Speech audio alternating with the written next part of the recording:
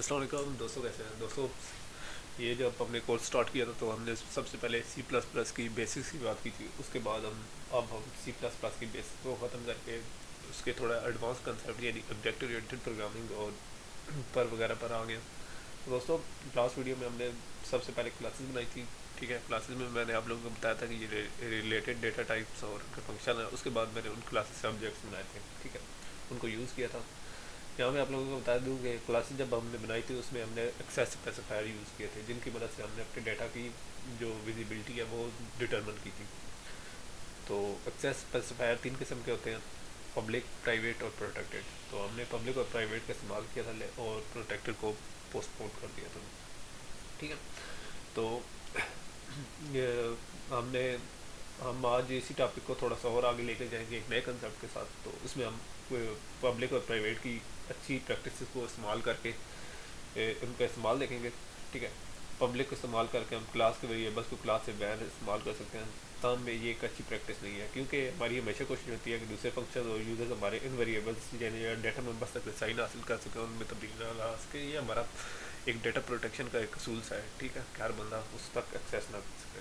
ठीक है, तो आज हम गटर और सटर फंक्शन का इस्तेमाल करके देखेंगे कि इन डाटा मेम्बर्स तक कैसे मौसर और महफूज अंदाज में रसाई हासिल की जाए। यानी अगर हमने यूज़ करना है या किसी ने यूज़ करना है लेकिन वो डायरेक्टली ना करे बल्कि इनडायरेक्टली करे, और अगर वो करना है तो हमारे कुछ सेट किसी फिल्टर के थ्रू होकर जाए या किसी मैकेनिज्म के थ्रू होकर जाए। ठीक है, डायरेक्ट एक्सेस ना करें। तो सबसे पहले हम पिछली वीडियो की तरफ एक क्लास और उसका ऑब्जेक्ट बनाते हैं। तो ठीक है, मैं इस वक्त न्यू प्रोग्राम रन करता हूँ। Sorry, file, new source file. तो मैं वही अपनी जो पीस ऑफ कोड है H W IO stream using name space standard, ठीक है, इंट और मेन फंक्शन। ठीक है, मैं इसे रन करके मैं चेक कर लेता हूँ कि ये सक्सेसफुली एग्जीक्यूट हुआ है कि नहीं। ठीक है, मैं डेस्कटॉप पर इसका क्या नाम रखूँ, सी पी पी। ठीक है, वैसे ये नाम बड़ा अजीब सा लगता है, बैरल मैंने बना दिया है। तो ये हमारा रन हो गया, तो इसमें कोई एरर नहीं है, कोई इशू नहीं। अब मैं इस तरह करता हूँ, एक क्लास बनाता हूँ बुक्स के नाम की, जिस तरह लास्ट वीडियो में मैंने बनाई थी। ठीक है, क्लास मैंने बना ली। ठीक है, उसके अंदर मैं अपने पब्लिक और प्राइवेट मेंबर्स का भी आज जिक्र करूँगा। प्राइवेट का पहले कर देता हूँ, फिर पब्लिक का। बाय डिफ़ॉल्ट एक क्लास में मेंबर्स प्राइवेट ही होते हैं। अब बात कर लेते हैं पब्लिक की। ठीक है, और ये प्राइवेट की। अब मेन फंक्शन में मैं इसका ऑब्जेक्ट बनाता हूँ। तो बुक्स का पहला ऑब्जेक्ट बन जाता है बुक वन। ठीक है, इस तरीके से हमने इनका ऑब्जेक्ट भी बना लिया, क्लासेस तो बनाई थी, उसका ऑब्जेक्ट भी बना लिया। ठीक है, तो आज हम इस तरह करते हैं कि इसके अंदर एक डाटा मेंबर बना देते हैं। ठीक है, int book book I D. ठीक है, बुक को मैं स्मॉल लिखता हूँ। ठीक है, और आईडी को मैं कैपिटल, पहला वर्ड जो पहला उसका है आई, वो मैं कैपिटल करता हूँ। ठीक है, तो ये मैंने कर लिया। ठीक है, अब मैं इस तरह करता हूँ कि इसको एक्सेस करता हूँ मेन फंक्शन से। तो ये मुझे एक्सेस नहीं मिलेगी। डॉट बुक आई डी, अब मैं इसे एक्सेस करता हूँ तो ये कहता है भाई ये प्राइवेट मेम्बर है, आप इसे एक्सेस नहीं कर सकते। ठीक है, तो अब मैं इसको कैसे करूँ।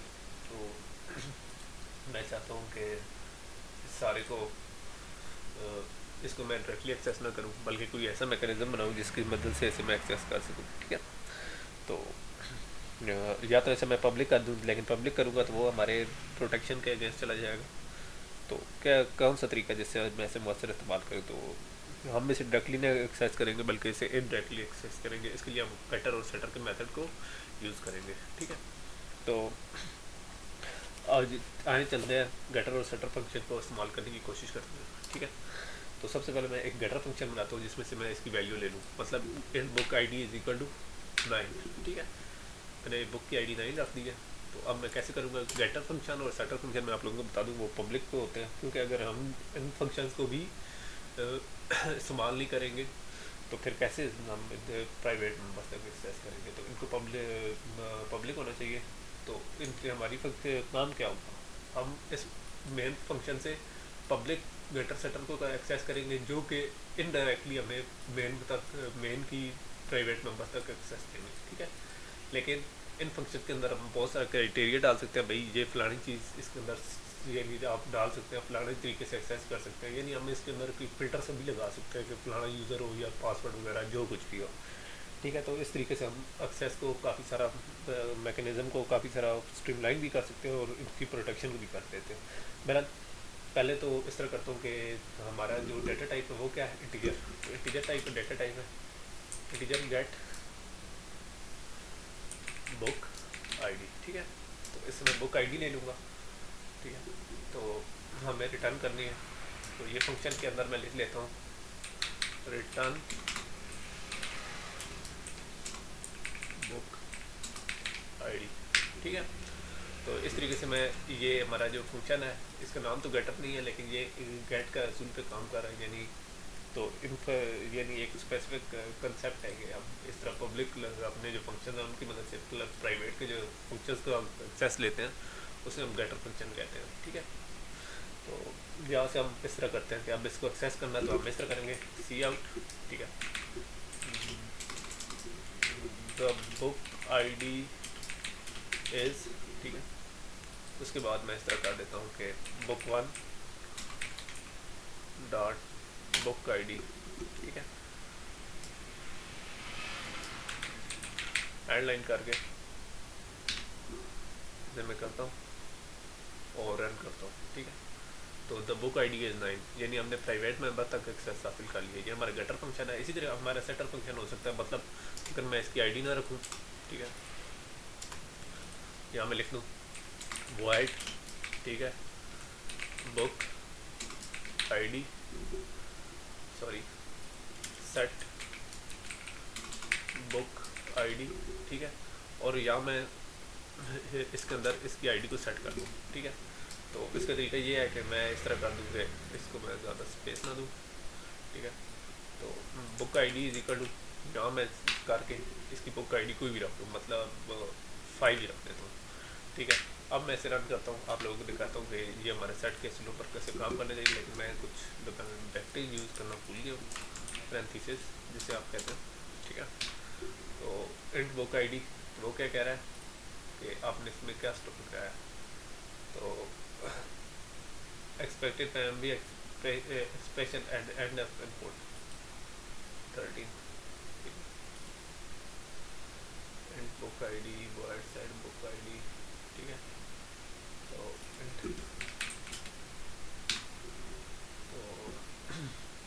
इसने कोई एरर दे दिया हमें, ठीक है। तो अब मैं इसको डीपली चेक करता हूँ कि हमारा एरर क्या है। यहाँ मैंने इक्वल का साइन डाला हुआ है, इस वजह से यहाँ प्रॉब्लम आई है, ठीक है। तो इक्वल का साइन मैंने रिमूव किया, तो द बुक आईडी इज 3, ठीक है। तो हमारी बुक आईडी अभी तक वो नहीं हुई, ठीक है। क्यों? क्योंकि हमारा जो सेटर फंक्शन है वो हमने कॉल ही नहीं किया, तो हमारी बुक आईडी कैसे सेट होगी, ठीक है। मैं इस तरह करता हूँ कि इसमें पहले उस फंक्शन को कॉल कर लेता हूँ, सेटर फंक्शन को। सेटर फंक्शन ही तो हमारी आईडी सेट करेगा। तो इसके लिए तरीका ये है, बुक वन डॉट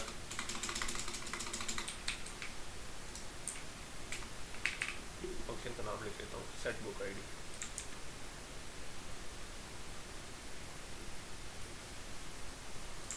ठीक है। इसको मैं करके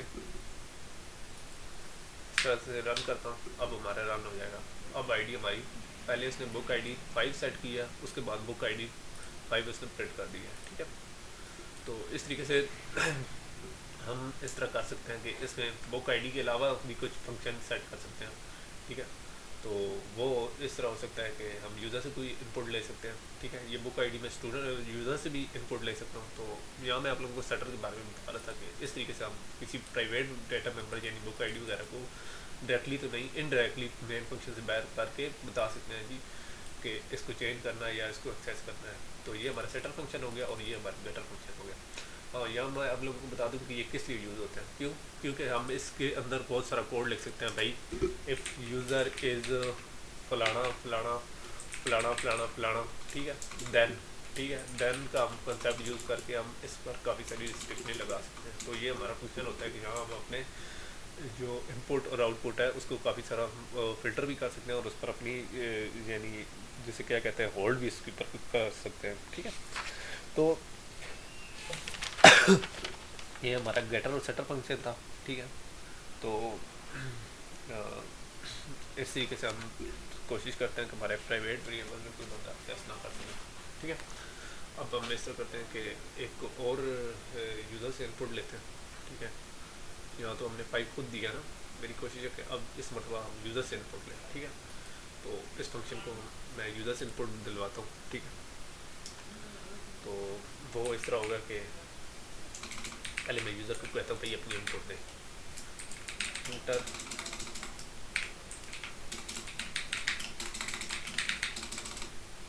द बुक आईडी। ठीक है, और इसके बाद मैं यूज़र को कहता हूँ भाई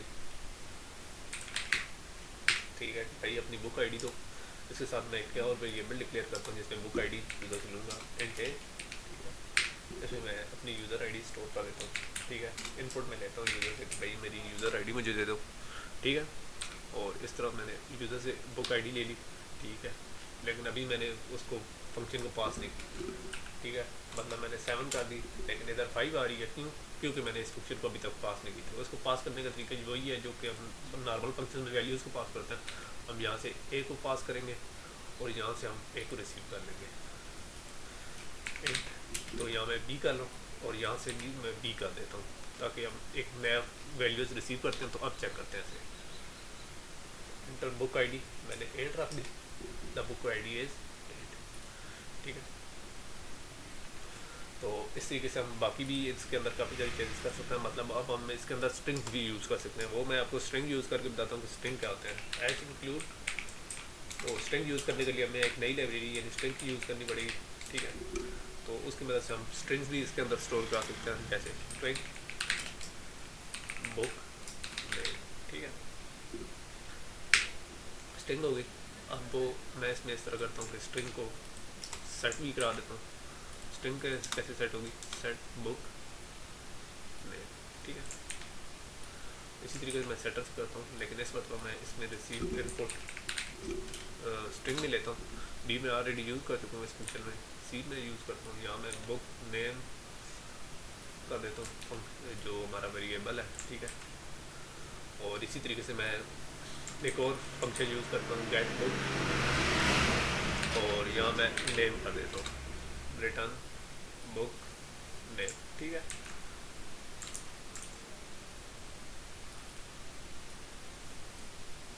ठीक है, ये बुक का मैं नाम लिख देता हूँ और इस तरीके से हमारा ये फंक्शन भी बन जाएगा।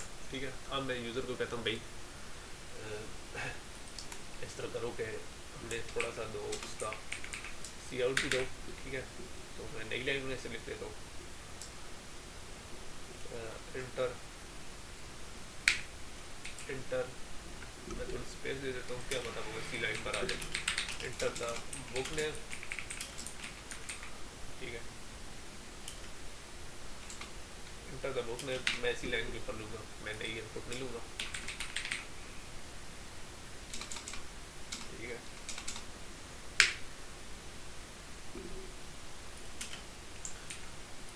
यहाँ तक तो हमारी होगी।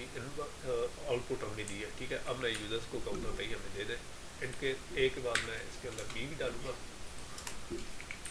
और इस मतलब हमारा बी स्ट्रिंग टाइप होगा। बी करके मैंने कर दिया। ठीक है, सी इन बी। ठीक है, तो यूज़र से मैं यहाँ से स्ट्रिंग लूँगा। अब मैं इस तरह करता हूँ कि इसके साथ साथ तो मैं इसी तरीके से इसके अंदर वैल्यूज़ यानी स्ट्रिंग बी नहीं स्ट्रिंग सी सॉरी। ठीक है, वो हम बाद में कंफ्यूज हो जाएंगे। तो मैं यहाँ इसी तरीके से इसकी वैल्यू भी सेट कराता हूँ, book one dot set book name, और यहाँ मैं इसको स्ट्रिंग कर देता हूँ सी। ठीक है, the book I D is book dot name gate book name. ठीक है, इस तरीके से मैंने इसका बुक नेम भी रिटर्न करा लिया। तो अब मैं इसे रन करता हूँ, देखता हूँ इसमें हमारे क्या क्या एरर आए। ठीक है, इसमें एरर आया जी error function definition in not allowed for token, line number 11। ठीक है, ये क्या मैंने किया, मैंने पिछली को इसको इसको बंद नहीं किया, ठीक है, इस पिछले फंक्शन की बेसिस को मैंने बंद करना भूल गया, ठीक है। तो ये एक एरर आएगा, ठीक है। अब मैं रन करता हूँ, अब बहुत सारे एरर और कंप्लीट हो जाएंगे। तो अब ये क्या कह रहा है कि conflict with the previous book name string. तो यहाँ मैंने इसको थोड़ा चेंज करना है, सी मैंने यहाँ यूज़ किया हुआ, तो यहाँ मैं डी कर दूँगा ताकि हमारा प्रोग्राम का फ्लो रन होता रहे। अब ये क्या कहता है जनाब, वो वर्ड बुक नाम string conflict with the previous declaration, ठीक है, स्ट्रिंग बुक, ठीक है। तो यहाँ क्या आ रहा है जनाब, लाइन नंबर 12 पर आ रहा है। तो ये मैंने चेंज करना है, ये हमारा कोई वेरिएबल इसमें नहीं है, ठीक है। तो इसके साथ साथ हम अगले एरर देखते हैं। अगला एरर आ रहा है लाइन नंबर 18 पर। तो क्या इसमें एरर क्या आ रहा है, तो सबसे पहले तो मैं देखता हूँ कि हमारी जो बुक नेम रिटर्न कर रहा है, इंटीजर रिटर्न कर रहा है, तो ये हमें स्ट्रिंग रिटर्न करना चाहिए। ये हमारे एरर वक्तन सारे आहिस्ता आहिस्ता ख़त्म होते जाएंगे, ठीक है। तो बुक नेम इज़ डी, ठीक है। तो अब मैं देखता हूँ कि हमारे प्रोग्राम रन कैसे हो रहा है, ठीक है। तो यहाँ मैंने स्ट्रिंग सी किया हुआ है, स्ट्रिंग सी में ले भी रहा हूँ। तो अब क्या कह रहा है, लाइन नंबर 29 CNB। तो CNB में क्या कहता है जनाब, वो LNB was declared in the scope. हाँ, बी मैंने नहीं बल्कि मैंने सी लिया था। तो दोबारा रन करके चेक करता हूँ। तो लाइन नंबर 32 में क्या आ रहा है, तो 32 में जाके देखता हूँ कि मेरा क्या आ रहा है, ठीक है। तो इसमें मैंने सी तो पास किया है, ठीक है। तो इसने क्या कहा, class book has no member name, ठीक है, नेम सेट बुक नेम, ठीक है। तो यहाँ मैंने फंक्शन का क्या नाम रखा हुआ है,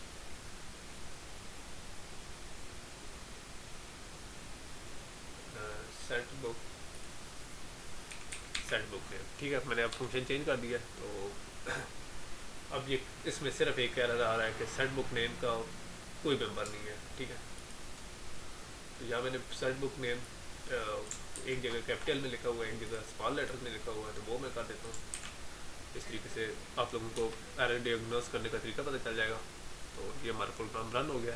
आईडी हो गई 5, तो बुक का नाम हो गया C++।